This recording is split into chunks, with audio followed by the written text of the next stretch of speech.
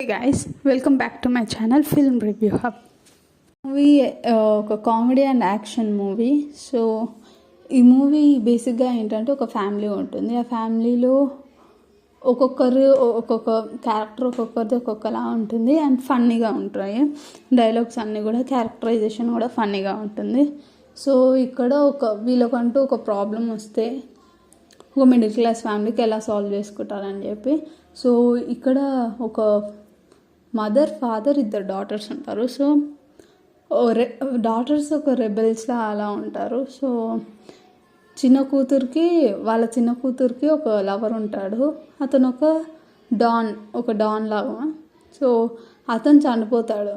వీళ్ళని చాలా ఇబ్బంది పెడుతూ ఉంటాడు.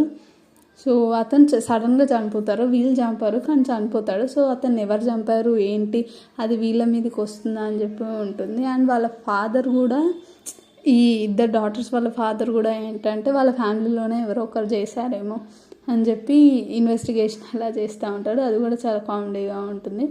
సో మూవీలో ఏంటంటే ఎక్కువ వర్కౌట్ అయింది, కామెడీ వర్కౌట్ అయింది. లెంత్ చాలా ఎక్కువ ఉందని చెప్పి అనిపించింది. కొంచెం తగ్గించుంటే బాగుండేది. అండ్ లాస్ట్కి ట్విస్ట్ చాలా బాగుంది.